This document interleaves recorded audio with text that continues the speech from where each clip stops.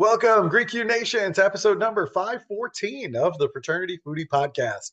I'm your host, Mike Ayalon, CEO of Greek University. I'm a speaker and an author. Our fifth book just came out. It's called Perseverance and How to Be a Great Fraternity or Sorority Alumnus. So I want you to go and pick up that book on Amazon or Barnes & Noble today. We call these episodes the Fraternity Foodie Podcast because there is nothing like great food to bring college students together. Fun fact, I am totally fascinated with Gen Z, or in this case, third millennium kids, because I have two of them.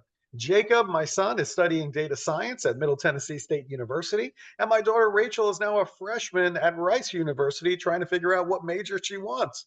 And these are my kids, but also they are potentially my clients for our speaking business. So understanding this generation and how to prepare them for the world ahead is at the forefront of my work every single day. Our next guest has plenty to say about this topic. Marc Prensky is an advocate for new and better ways of preparing all of the 2 billion young people in the world, ways that better fit today's young people and the world that they live in. 20 years ago, his term, it's called digital natives, reframed an entire generation. He now applies his reframing skill that was honed at the Boston Consulting Group to all things related to young people. With new technology and artificial intelligence, third millennium young people are becoming enormously powerful. His latest book, it's called Third Millennium Kids, explains what is missing from today's education, which is imagination, self-knowledge, and real-world accomplishment, and also what kids need the most: far more enthusiasm and far less stress. Now, Marc holds degrees from some of the best institutions in the country, including Harvard, Yale, Middlebury, and Oberlin. In his keynotes and his consulting, Marc offers new and refreshing takes on third millennium young people. He adds measurable positive impact, a term that he coined, to each of his projects, engagements, clients, and keynotes. Welcome to the show, Marc. Hey, it's my pleasure to be here. This is great. Hi, everybody out there who's in college, who's listening. I love you and I want to help you as much as I can. That is fantastic. I absolutely love it. Now, we have to talk about your undergraduate experience and your college experience. I mean, you've attended some of the best schools in the nation. I mean, let's be honest here. And you started at Oberlin College. You went on to Yale for a master's degree, an MBA at Harvard. Why did you decide on Oberlin for your undergraduate experience? Well, it's really interesting because I have a lesson here for everybody. When I was a smart kid, I grew up in the projects in New York. And when I came time to go to college, I had applied to Harvard and Oberlin and other places Mhm. like that. And my mother really wanted me to go to Harvard more than anything else. But my best friend went to Oberlin, and I, not being as smart as I should have been at the time, wanted to spite my mother. And Oh, so literally for that reason, I wrote, when I got into Oberlin, I said, I'm going there. I wrote to Harvard, I withdrew my application. And my advice to everybody in the world is don't do things because other people want them, or not do things because other people want them. Do what you think is best for you. yeah, I think that's a really good lesson. I mean, I think about my dad wanting me to do accounting in college because he knew there was a lot of money in accounting, and there would always be a job for an accountant, he said. And look at all these openings in the New York Times. I also grew up in New York City. I was born in Mount Sinai Hospital. And so, I think I followed his advice because he said this is what I needed to do. And I was an accounting major, and I've ultimately graduated as an accounting major, even though a lot of the other students ended up dropping out into other fields in the business school, like marketing and economics and things like that. But then I got into the real world and I did it, and I hated debits and credits. I mean, it was the most boring thing on planet Earth. And there was no gray. It was either a debit or a credit, black or white. That's it. And I was a creative guy. And I'm like, wait a minute. You know what they do with creative accountants? They send them to jail. So I was like, this isn't a good place for me. I need to get out of here. And eventually became a public speaker, and the rest is history. But Yeah, do what's right for you. Don't do what other people tell you or think that you should be doing. Think about what is the right spot for you because guess what? At the end of the day, you're going to be the one sitting in that classroom for the next 4 years, not your mom or dad, or you're going to be sitting in that job for the next X number of years, not your mom or dad or your friends or anybody else.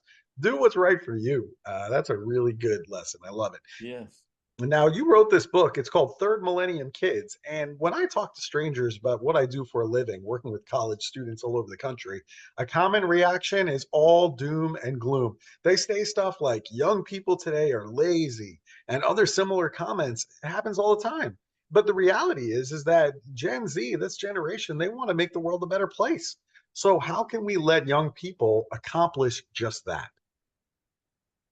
That's a great question because I hate the doom and gloom that people say about young people. I think this is the generation that has the most opportunity and lives in the best time that anybody could possibly live. And so, but we are moving into a very new era. And the era is what I call the third millennium. And people in that era are evolving. They're going to be very different. They're going to behave very differently. And by the way, that scares the heck out of most parents and most adults. And so, in changing our behavior and in suddenly being incredibly empowered by AI, by all the technology we have in our pockets that's going to get a trillion times more powerful in our lifetimes, we are learning to do new things that we couldn't do in the 20th century. Very good. Now, I need to understand something very important about your book. I mean, you make this distinction between third millennium kids as folks who are born after the year 2000, but you're not talking about it as Gen Z. So, why do you make that distinction between Gen Z and third millennium kids? Well, some people call these young people alphas, this alpha generation, but for me, there's a huge break in time between around the year 2000. It's just very convenient that it happens to be 2000, but it's going to go down in history as a huge turning point because roughly before 2000, we didn't have the internet. We didn't have the digital technologies that we have. I certainly grew up with no internet. And after 2000, it had taken off. We now have that. On top of that, we have AI, and we're going to enter into a new period intellectually. Now, it's very interesting because at the same time, we're not evolving emotionally at the same pace. So we have what I call an IE gap coming up, a huge intellectual emotional gap, and that's already starting to get in our way. And that's why people look at kids and call them lazy. So interesting. Yeah, I usually look at Generation Alpha as anybody who was born after 2010. So anybody between 2010 and this current year, 2024, I would consider them to be Gen Alpha. And then before 2010, that's that Gen Z, right? So that's kind of where I make that distinction, but I certainly understand what you mean in terms of technology for these third millennium kids. Um, you talked about too many adults want to take their passports to their future world, which you're really talking about their phones, that they want to take them away. So, why do you think it's a mistake for the adults to take the phones away from the third millennium kids? Well, what young people have in their pockets, what we all have in our pockets today, 20 years ago would have been called a supercomputer, and only a government would have been able to afford that amount of power. You know, we went to the moon with the kind of technology that now you can get on a greeting card. So, this is something that we're a generation, and especially the young people, are a generation that is so empowered to accomplish new things. And what we have to learn as all of us is how to use this power for good, how to use it for to accomplish the things we want to do, which I put into three categories basically. I say you can either realize a dream you have, you can fix a problem you see, or you can help other people you care about. And there are so many new ways to do that that we didn't have before we were all connected and powerful. Yeah, I agree with you completely.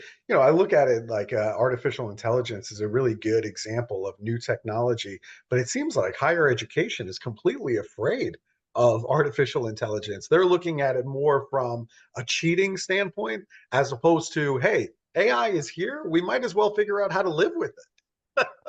Well, absolutely. You know what I call? I don't call it AI. I call it MI. I call it missing intelligence. It's the intelligence that nature didn't get around to giving us. We had to invent it. But now we have it, and we are so much more powerful because of it.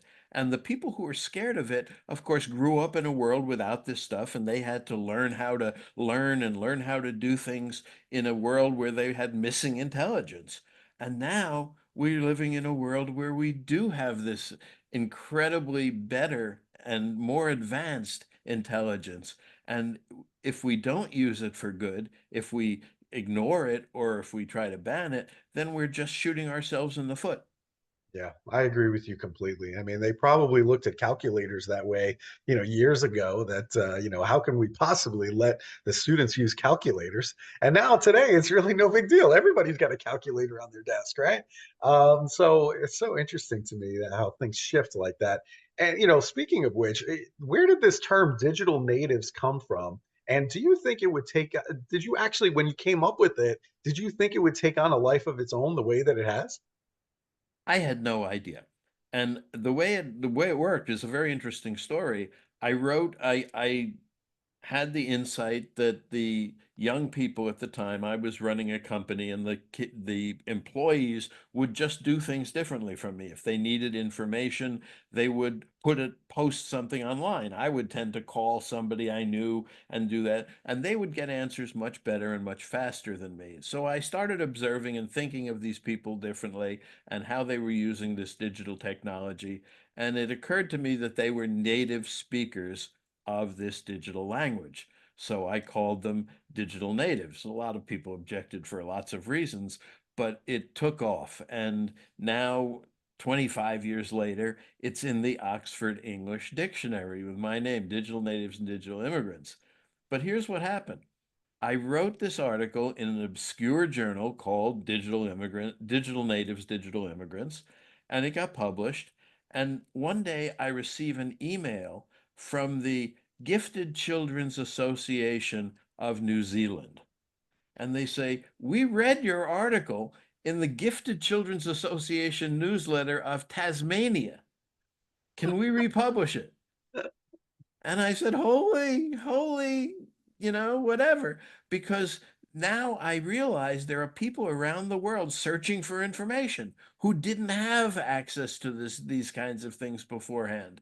And that's the difference in the world we live in, is that everything is available to everyone. Not 100% yet, but it's going in that direction. And I think that's going to change the world and change people's attitudes towards things absolutely dramatically. And that's my other book, which is called Empowered, about how young people today are so powerful compared to when I grew up, and possibly when you grew up, when adults grew up. And that is really frightening to a lot of adults. To me, it's exciting, but a lot of people find it frightening.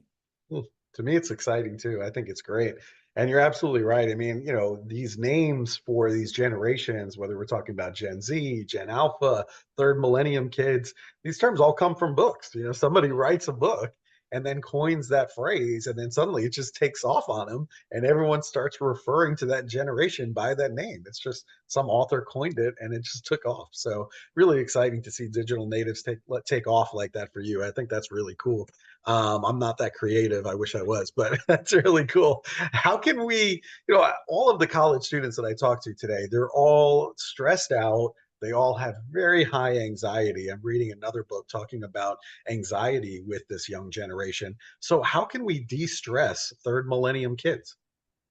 Well, it's for me, it's pretty simple. The antidote to stress is hell yes. And that's why the subtitle of my book is Hell Yes Low Stress Guide. If you are excited about something, if you're doing something that you really want to do, that you think is important, that's meaningful to you, you're not going to feel stress in the same way. The stress that's bad comes from other people telling you what to do, and you have to do it and you don't really want to do it, and that's very stressful. The stress that you put on yourself that said, boy, do I want to do this? Do I want to build this plane? Do I want to fly this? Do I want to accomplish this? That stress is really positive and gets you going. And I think that that's what we are missing, especially in colleges and in schools. There aren't enough projects that you choose because you want to do it. It's almost always other people's work that they're putting on you. And I think that's not the best way to grow up. Yeah. Oh, that's really, really good. I think about all these different generations, and one thing that I'm noticing is that everybody thinks that their generation is better than the other generation. And in my view, there is no generation that's any better or any worse than any other generation. It's just we experience different things growing up. Therefore, we act in certain ways today, right? I mean, that's really all that it comes down to. So I guess the question here is, how can we as a society, how can we better respect and listen to these third millennium kids, instead of just like dismissing them essentially? Well, I think you should put your finger on it. It's the environment that each generation grows up in. And the young people today are growing up in an enormously different environment than humans have ever experienced. The idea of being powerful, the idea of having this technology, the idea of being connected to each other. We haven't even scratched the surface of learning how to do this. If Greta Thunberg wanted to, she could contact every young person in the world and say, go on strike permanently until we do something about climate change. We have these powers now that we didn't have in the past. And so I think it's really important that we focus on helping people understand this. When this generation and these generations, whatever you want to call it, when they start to understand the real power that they have in the world that young people never had before, I think the world's going to change dramatically, and hopefully it will be for the better. Yeah, they do have enormous power. I mean, when you think about, let's just call them social media influencers on, TikTok or Instagram or something like that, they have incredible power. I mean, there's no question about it. They can communicate with literally millions of people by pressing a button. I mean, when we were kids, we didn't have that kind of abilities. So I think it's absolutely incredible. It's so powerful. I can see how it could be used for good in the case of the environment, as an example, like you brought up. But I also can see some downsides to it too, as well, and additional stress and anxiety, et cetera. Right? Well, one of the things that I talk about is in terms of people's emotional side. There are two sides. We've always seen this: the better angels and the worse angels. I Mhm. call the better side Lego: love, empathy, gratitude, optimism. I'd love to see more of that in everybody, and I think almost all people would. But on the other shoulder, there's grab, greed, racism, abuse, belligerence, bullying. And those are part of our human nature. So we have to really try hard to have more Lego and less grab, because the grab always gets in our way when we're trying to do something positive. And I think I even speculate that in this new third millennium we're entering into, we may actually have the power to change human nature for the better and get rid of some of the elements that we don't like, just as we eliminate diseases we don't want. Mm. Well, from your lips to God's ears, I hope that that is the case and that's the trend line. I think that would be fantastic. You also use this term. It's called symbiotic human hybrids. What is a symbiotic human hybrid, and why do you believe they're going to be more evolved than we are today? For me, a symbiotic human hybrid is a person who sees the technologies that we have, the new powers that we have, as Mhm. a part of us.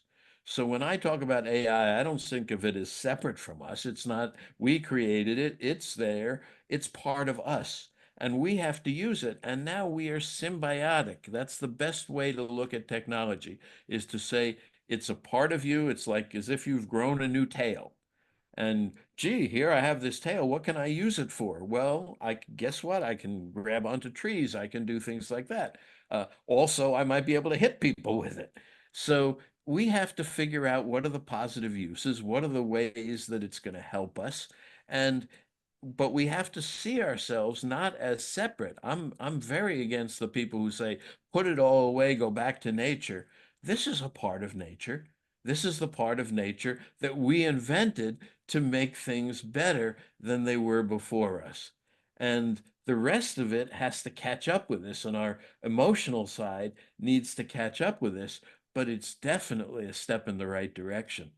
Yeah, I think about all the efficiency that we are going to have now as a society using artificial intelligence. It's just tremendous. It's been so helpful to me as a small business owner who has limited number of staff and employees that I could designate that work to. AI has come through big time, and I just think it makes us more productive, more efficient, more profitable. All of these things I think are really good things for AI. So I'm with you. I think that this is really part of us as humans, and now we have to figure out how do we live with it and how do we maximize the good parts about this technology versus some of the bad stuff that could potentially go wrong. But really fascinating conversation. I've loved every minute of it. This has been great.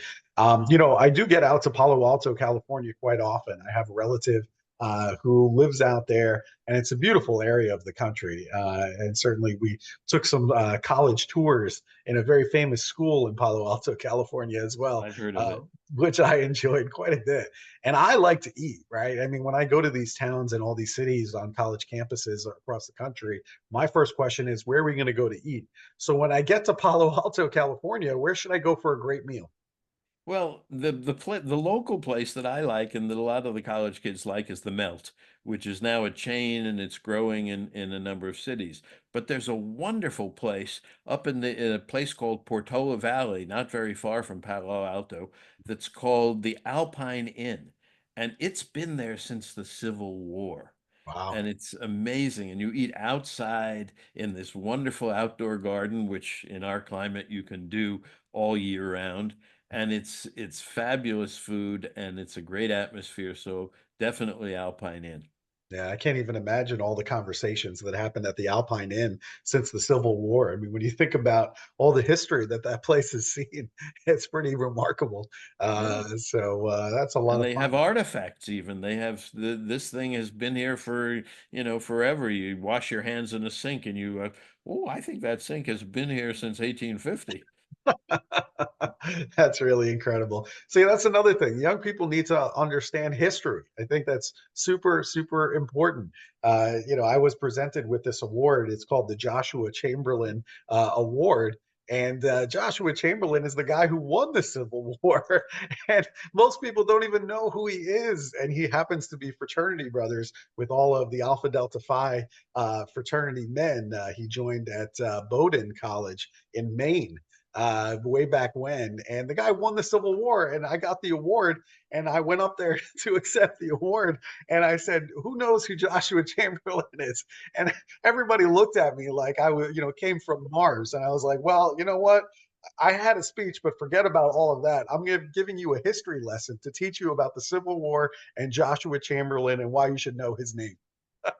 And all that stuff is great, but the thing that bothers me is when you say, like people say, like you just said, young people have to know this. Yeah, And the answer is they don't have to know anything. What's interesting is, what do they want to know?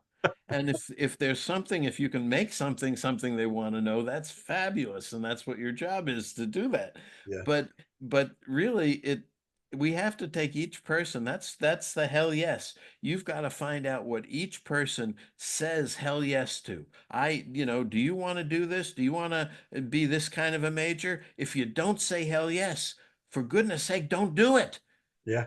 because you will wind up like you were with accounting. You'll say that I'm doing something that I'm not excited about. So hell yes, low stress is definitely the way to go, I think. I love it. I think that's absolutely right. You're 100% correct. I think by the end of my conversation, they all wanted to learn more about Joshua Chamberlain. And they started to go and pick up the book and to learn more about the history, because I think it's just so exciting. And so maybe my excitement rubbed off on them, and then they said, hell yes. Yeah. But otherwise they never would have known about it. Absolutely. And that we all want that. We want to pick up the excitement. The trouble is that not so many people do that. Professors are all excited about their subjects, but they don't wind up exciting everybody. Yeah, So the trick is to find one who excites you, who to find a subject that excites you, and to go follow that as deeply as you can. I love it. Really, really good stuff. All right. So, Mark, if our college student listeners, maybe they want to bring you in to speak on their college campus, maybe we can do a book signing on campus. Maybe they want to just go and buy your book and learn more about third millennial kids. Where should they go in order to pick up the book? They can go to marcprensky.com. They can look up Third Millennium Kids on Amazon, where it's for sale on Kindle and paperback. And I'd love to come to college campuses. I love talking with young people. I finally figured out in my older age that my happy place that people talk about is a room full of kids anywhere. I just love interacting with young people. I'm still one of them at a more advanced age, and I look forward to being with anybody who wants to have me. That's fantastic, Mark. We really appreciate that. That's my happy place too. Put me on a stage in front of 4,000 college students, and I am in my happy place. I haven't found any place like that other than that place. I mean, even K to 12, I say forget it. I can't deal with K to 12, but college students, I'm in every single time. So Perfect. so we share that in common for sure. Good. Good. All right. Well, listen, this has been a lot of fun, Mark. Thank you for sharing so much of your wisdom here with us today. And we want everyone to go out and pick up the book. It's called Third Millennium Kids. So thank you so much for sharing all of this. Well, thank you. It'll really help your parents and help grandparents. And as you become parents, it's a different way of looking at the world that's much more positive about young people. So thank you for having me, and I look forward to interacting with everybody. Absolutely. We need more positivity around this generation. And thank goodness they're here, is the way that I look at this generation of the third millennium kids. Thank goodness, because boy, oh boy, the rest of us older folk have already screwed up the world You enough. think? You Yeah, think? I do. Well, listen, this has been a lot of fun. To our listeners, if you enjoyed this conversation with Mark, I want you to like it on social media and I want you to share it with other young folk that need to hear Mark's words. So thank you so much for joining us. We'll see you on the next episode of the Fraternity Foodie Podcast. Bye for now.